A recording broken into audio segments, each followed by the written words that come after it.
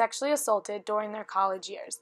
The college community has the ability to recognize the intense reality of sexual assault that still exists on campuses today.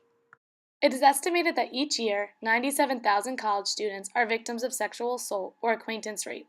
400,000 have unprotected sex, and 100,000 students report having been too intoxicated to know if they consented to having sex. There is a connection among gender, race, and substance abuse when discussing these key factors in sexual assault on college campuses. Gender roles often come with the misconception of societal norms, such as male dominance and aggression. Contrary to popular belief, some research indicates that men are most likely to be sexually assaulted by women in situations where alcohol is involved. The concept of pre-societal gender roles that people have come to categorize is a prime example of how we as a society are extremely uneducated about this issue.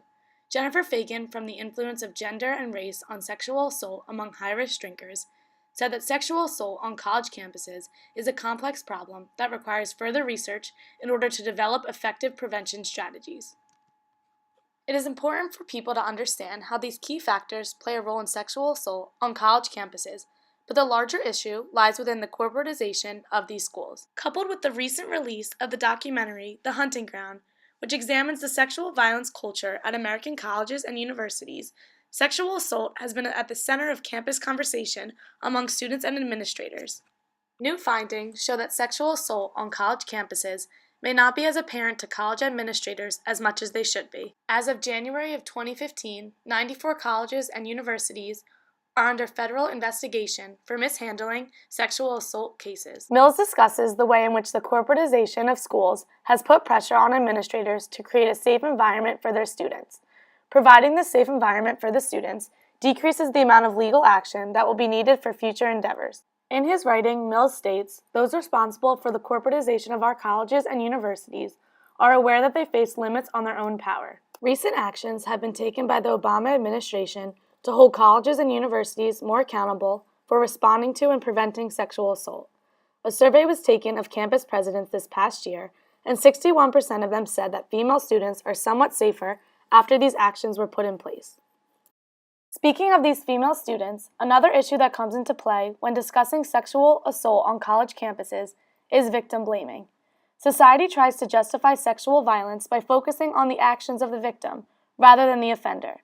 A common statement overheard among peers is, "Look at that outfit she was wearing. What did she really expect?" This statement plays off the idea that people cannot control their sexual urges and that a woman's attire has made the offender powerless to resist his or her urge to take her by force. After these attacks occur, these women often find a lack of concern and desire to protect the university after the attack has been publicized. Therefore, the administrators must once again find a way to handle this large issue appropriately.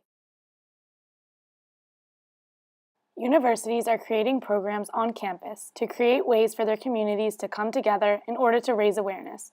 In an article written 2 months ago by a student attending Columbia University, Jake New discusses student groups advocating for changes in Columbia University's approach to preventing sexual assault.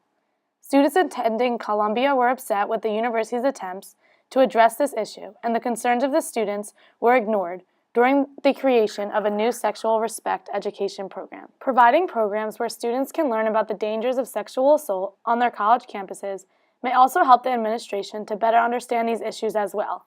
In light of current research and the experiences of survivors, sexual assault is a matter that people must be educated about.